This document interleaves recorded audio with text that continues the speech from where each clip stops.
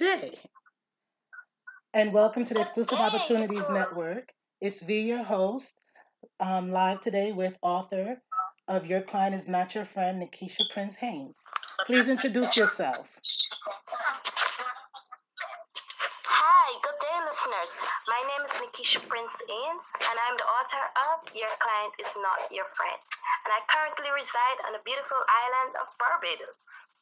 Beautiful. So, could I would love to talk about the topic of discussion today, which is related to your book, Your Client Is Not Your Friend.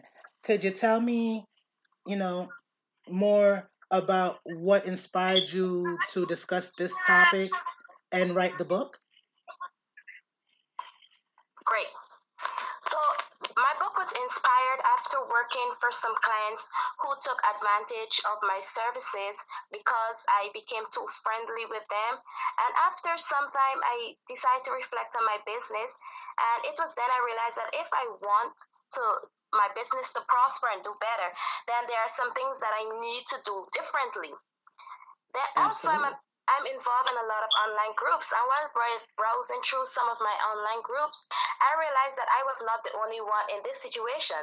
So I thought to myself, maybe I should write a book about it, teaching persons how to separate their personal life from their professional life so that young entrepreneurs and business owners would not come up and make the same mistakes as I did.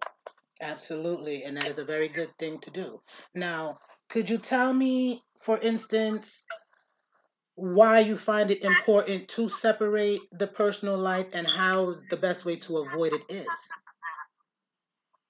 Okay. It is really important to separate your personal life from your professional life because I find that when we do not separate our personal life from our professional life, it causes us too much drama, stress, and it may even cause loss of income. So the best way when you start your business is to say this is personal, this is professional. Make sure you draw that boundary line between the two. And Nice. when you draw that boundary line, it's not only drawing the boundary line, we need to maintain the boundary line between our personal life and our professional life. Never let the two overlap. Regardless of if it's family or close friends, we should always, as a single business is business, it doesn't have friends and companies, so we need to maintain that throughout our business. And to me, that's the only way that our business will really prosper and flourish the way we want it to. Absolutely. And I find that a very important. As a business owner myself, I found myself in situations where I have to learn to draw the lines in order to prevent myself or them from taking a loss. Now, what I like to do is discuss ways on how this book could help others. What are some of the main topics you find repetitive in an issue for entrepreneurs? One of your main topics in your book. My main topics in my book is That's learning to have everything in place. That's the first thing. Sometimes as business owners and entrepreneurs, we are so excited, especially when now starting out, we are so excited to work for clients that we forget the most important things. Like for example, signing a contract. Sometimes as business owners, because I've even found myself in that situation before, where I was so willing and excited, all I know that I needed to work. So I forgot guilty. everything. I didn't sign any contract. Nothing mattered to me. All I knew is that I wanted to work. I needed the experience. I just did not want to sit at home and be bored. So I was willing to work for clients without signing contracts. And Mm, I realized that doing that, it jeopardized me a lot and put me in a lot of unnecessary drama and lots of income because then I had to be fussing and fighting with clients for my money. And then there was nothing that I could say, okay, well, I will sue Jim Jones or I'm going to sue Terry or James because there was nothing significant to stand up because it was only word of mouth. So majority of the time the clients just took the services when they realized they had enough and they left. absolutely, because you cannot get a refund on your services, which means you owe it to yourself as a business, which is where the professional life of the protection comes into play of your book. You have to safeguard your personal interests from your professional and vice versa. One of the Exactly. one of the things, because I had a question, I was reviewing the question, which was basically your topic. Why was it important for a person to feel the need to separate their life, their professional, especially if per se they work with family? How do they draw the proper structure in order to protect the interest and not let it reflect into the dinner table? Okay, so for dealing with families and businesses, I think that business is business, regardless of family or friends. If you have everything in place and if like your retainers and all your policies, and when conducting business with family, you said, look, this is my contract and I need you to sign this contract. So in case that there is any misconceptions, then there's something to stand up, because we have to realize that, or I should say, this is my belief. If I have a family that's running a business, I think that I should help support my family in that business and let them be the one to say, Nekisha, well, this is a discount, but don't let me demand a discount, because as families supposed to help to build each other up and not try to tear each other down. So if I keep giving discounts or working for free for my family or close friends, then I would not make anything, and time is money. That is, Time is money. it is. And one of the things I would like to ask you is, what inspired you to start your business and become an entrepreneur? Great. What inspired me to start my own business is I was working for someone, and over some time, recession stepped in and jobs started slowing down. His clientele started to fade away. So majority of the time I was just home, not doing anything, and I do not like to be bored. So I decided, why not? This I have all of these skills and all of this knowledge. Why not work for myself? In that way, I would have to depend on my boss for job. So when that time comes, if you say, Nikisha, oh well, I don't have to work for you today, it will not affect me, because bills have to pay. I have to survive. I have a family. So we need money. And I believe that in a relationship, it takes two for it to work. One hand doesn't clap. So if my husband is working, then I should be able to bring in some sort of income as well. So I can't be sitting at home. And I'm not the type of person to just sit at home and do nothing. I love to be active and get things done. So that's what inspired me to start my own business and work for myself. Good. So that basically explains, what got you started and when. Now, what I had a question about regarding is, if you have a client contact you, where could they contact you? Great. I can be contacted on all social handles on Instagram at Your Client Is Not Your Friend, Facebook, Your Client Is Not Your Friend.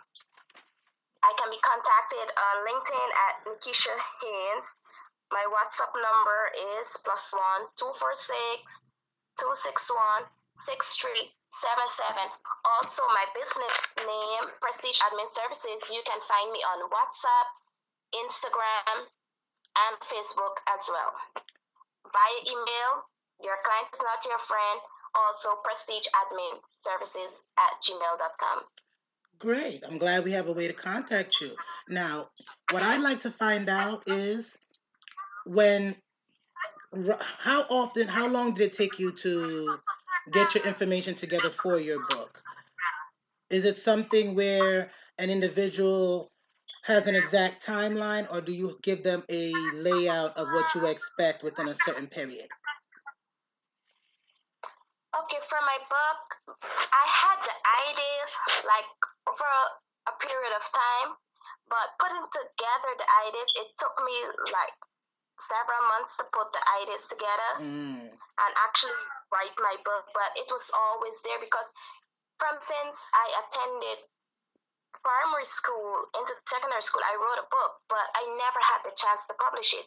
So I knew Oh, I had the ability to write a book, but I guess now was the perfect time for me to actually put that idea into writing and publish it.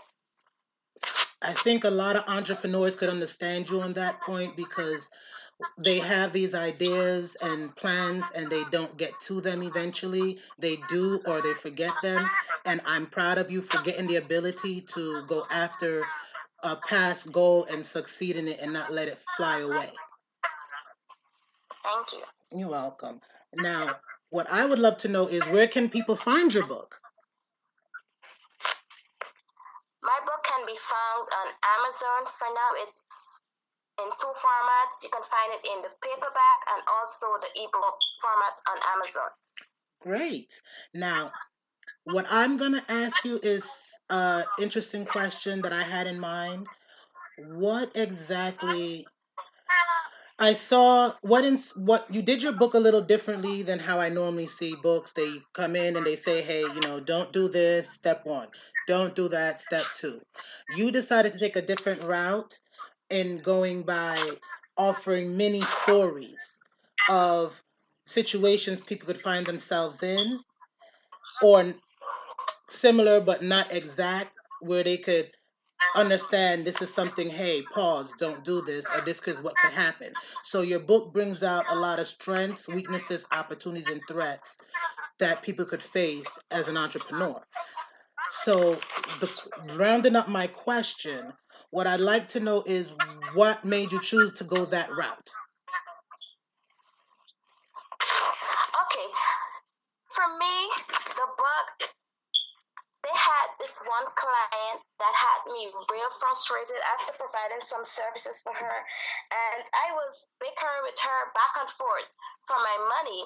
And one day I just decided, my family friend visited me, and I told him, I said jokingly, maybe I should write a book about this because it's like I'm constantly getting too friendly with clients and all the broken Mm, promises, and each one just seems to come in a different format. that So is I said, true. you know what? True. Maybe I should write a book about it. So I just sat down and I decided to write a book based on all the past experiences that I would have encountered with clients because I realized that, as you mentioned before, persons would have been through similar situations. It might not have been exact, but the situations were very, very similar. And so far, persons that would have purchased a copy of the book and read the book would have reached out to me and they were like, Nikisha, you know what? This book really touched me. From the topic alone, your client is not your friend. And then when they get into the book and they read the stories were so familiar. It's like reality happening. And majority of them is like, this is exactly what I've been through, or this is exactly what I've heard, but I didn't realize I had one I don't want to say client, but one customer, she purchased a copy of my book, and she called me. She said to me, Nikisha, you know what? I was just about to make this exact mistake with a family member of mine that you wrote and said not to do. She said I was now about to do it. I had already invited the person to come over a few days. Like before she spoke to me, it would have been 2 days after the person was gonna arrive at her. And she said, after reading the book and the example that you give, I can't do it anymore. I changed my mind because Mm. I realized that families and friends, they can be the most tricky ones sometimes. They come so, in a kind of It's feelings. sympathetic It's way. mixing feelings with business. Yeah, so convincing. And you say, okay, especially if you have a soft heart like mine, that person said, okay, I'm gonna work on her weak spot. I know her weak spot, so I'm gonna just work on that and get her. And then when then you see the true colors because that's exactly what they do. They come, they get what they want, and after then they bring out the monster in there. Unfortunately, I don't like the thought of it. However, I know it is a possibility. I was just actually speaking with entrepreneur Sherman Cave, and he was just discussing vetting. Um, he was doing mental rehabilitation courses, and one of the biggest issues they were discussing was with training was vetting individuals. You have to vet your client as well as the people around you. You have to know before you give your. And when I ask him, give me your version of vetting. He gave a clear description. We tend to always just say, okay, I'll take the money, or okay, I can do it, so I'll do it because it seems easy, right? And we don't determine the value that or the problems by taking any professional responsibility and saying, I know this person normally, and I know what this person does. So it's like, let's say, for instance, you're a landlord. It's easy to say, yes, I'll rent you because I have a vacancy, rather than saying, I can't rent you because you move every 6 months from owing rent. Who takes the It's responsibility of recognizing you cannot do that and you should vet better or not be upset of the situation you become in? You become you face. What's your thoughts? It's true. So that's why I said before, you need to have everything in place and set that boundary line. So when you set that boundary line, then you will know not to make the same mistakes, regardless of if it's family, close friends. You treat everybody the same. Nobody is treated better. If you treat all of your clients as clients, then I think that it will work out better for you and not just see them as, oh, this is my client and this is my family. Clients are clients. Business is business. Absolutely. So I'm gonna wonder if you could have made any changes to the book now after you've written it and distributed it. What would it have done, or would there be a part two? If for as the book stands right now, I don't think I would make any changes. Great. But what I would do is, to me, I would add more to it because there are so many more experiences that I would have been through with clients that I think entrepreneurs should know. And sometimes it's mistakes that we may think that, oh, it's silly or it's not important. But then those same little mistakes or silly mistakes, as we may call them, can sometimes cause us tremendous stress, Yes. tremendous, just I overlooking those commend you for little pointing that out. I definitely commend you. Not, people don't understand, it's not all money is good money, and not all situations are certain we want to participate in, especially our business. We owe our business as a brand. And how do you manage your personal life to make sure that it doesn't reflect on your business wise? for me right now. What keeps me in track of separating my personal life from my professional life? When I'm dealing with clients, I usually, the first thing that comes to my mind, I say to myself, Nekisha, you just wrote a book, and the book clearly states your client is not your friend. So even though sometimes I want to be a little lenient with clients now, I always remember that tagline: your client is not your friend. And usually that tagline keeps me on track. For instance, a client reached out to me recently this week. It was a client that I really wanted to work with. And I applied for the position like months ago, and I never got a response until this week. I got a response from the client. So I decided to run back the email that I was willing to work for, because at that time I was willing to work for less than what I deserved because I just wanted to keep myself occupied. Mm. So I opened the email and I was excited. I was like, finally. And I was about to, because the client reached out to ask if I'm going to be available for an interview. So I picked up my phone and I was about to respond to the email, all excited. Yeah, I'm finally getting the client that I wanted. So I was about to say, yes, I'm available for an interview at the specified time. And then reality struck me and something said, Nekisha, go back up through the email, the previous emails, and see what you said. So when I went back to the previous emails, I realized that I was willing to work for less than I deserve. And I said to myself, no, Nekisha, you don't deserve this. You just wrote the book. Your client is not your friend. What if that same client go and buy your book and read the experiences? How will that reflect on your personality? So Absolutely. I erased everything that I typed, and instead, although I know I wanted a client I typed, thank you so much for reaching out, but unfortunately, I am not available for the interview. I am sorry for any inconvenience that I would have caused. The client responded right away.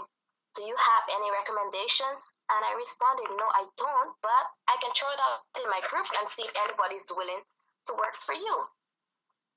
I commend you for that because you realize at this point I don't want to put myself in a position that's not popular to my business mission. Yes. And I have got to say, it takes a lot for some people to say it's not worth it. And I thank you, but no thank you.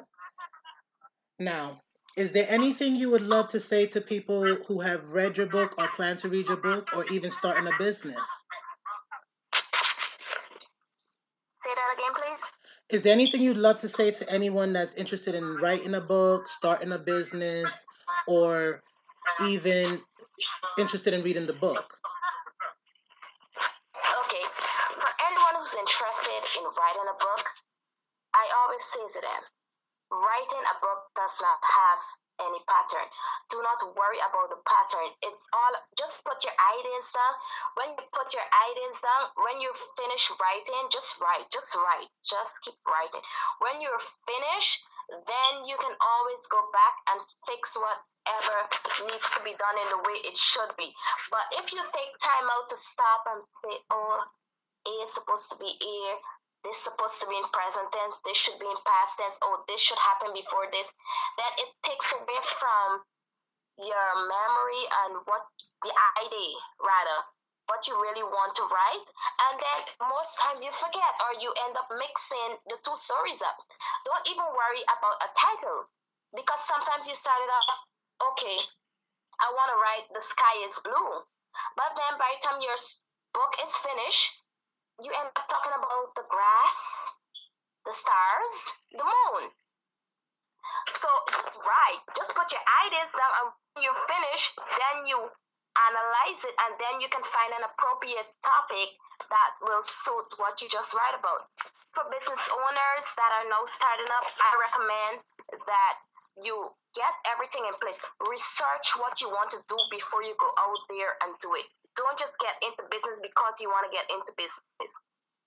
Or don't get out into it knowing that there are things that we're still holding back, or, oh, I'm not sure what to do, but I want to do. You have to know what you're doing. It's no joke. You have to know what you're doing before you go out there to do it. Because I'm not the only author out there. There are lots and lots of authors out there. And it's amazing because when I released my book, as I said, I was joking with my family friend when I said I wanted to write a book. But when I released my book, in less than 24 hours, my book was ranked number one new release in one category. And it was already running for bestseller. Congrats. My book reached number 3 and number 4 bestseller rank already. It had number one new release rank 3 times in 3 weeks. Beautiful. So sometimes you just need to not think about what everybody else is doing. Just think about yourself. If this is what you want to do, just go after your passion. Because if you think, okay, John Jones is writing, this body's singing, this body's dancing, and you don't be unique, then there's no way that you are going to make it. You have to try to stand out from your opinion. Stand out from your crowd. You have to. And you did something different. And in that way, I'm pretty sure you've inspired a lot of other individuals now. How is that going? That's been pretty excellent. Actually, I just came back on Wednesday. I had a radio interview in Trinidad, and the folks there were really impressed because even my cousin, because my cousins who actually invited me for the radio interview, and they've never really heard me speak, but as it stands, they were like lifting up that you really did this. Good. I'm glad because And it's important for us to inspire each other to do more and do yeah, better, take on new chances and opportunities. And I hope, will you be able to come back and check with us in the future and give us a follow up? for sure. I actually have two major events upcoming in Guyana in December where I Yes. am the guest speaker. So I'm Nice. preparing to go to Guyana in December to do the book launch and a dinner. Okay. I like that. I like that. There we go. Guyana, Trinidad, you taking on. You're all over the place, and I'm loving that. That is how it's Yes, and I've done. done perfect. And I've done several podcast interviews, talk shows in London, New York, local newspaper interviews here as well. And because persons were so inspired and motivated by the book, it led me to do a course. So I actually created a course based on the book, but I haven't released the course as yet. But I'm hoping to release the course before I go to Guyana in December. I can't wait to hear that. Please send us a link so we can make sure we can share the info for people to get the book when it gets out. We'd love to know more. I would love to thank everyone for tuning in. Could you please tell them again where they can locate you on Instagram and Facebook? Okay, you can follow me on Instagram at Your Client Is Not Your Friend, Facebook, Your Client Is Not Your Friend, Twitter, Your Client Is Not Your Friend, email, Your Client Is Not Your Friend at gmail.com. You can also hook me up on LinkedIn at Nekisha Haynes, or for those of us who are traditional, you can hit me up on WhatsApp +1 246 261 6377. Beautiful. Now, if somebody was interested in, do you have like a Facebook group where individuals can go in and discuss the book or topics or issues? Yes, I do have a Facebook group, and my Facebook group is called Your Client Is Not Your Friend. There we have it. You heard her, everybody. Your client is not your friend. You can get it online right now. It's been in so many platforms. It's reached number one. It's got everyone from Trinidad to Guyana interested. She's guest speaking. She's all over the place, and we want to thank her for coming here and giving us some of her time and her experiences. And we'd love you for to check out her book. Again, it's on Amazon. You can get it in Kindle or paperback. Your Client is Not Your Friend by author Nekisha Prince-Haynes. And thank you again. And I want to wish you the best with your business and your success and a great day. Thank you so much, and thank you to all the listeners. Feel free to contact me with whatever questions you may have from the interview or concerning your business. Thank you. Welcome. Have a great day. Enjoy yourself, listeners. And thank you for tuning in. Bye.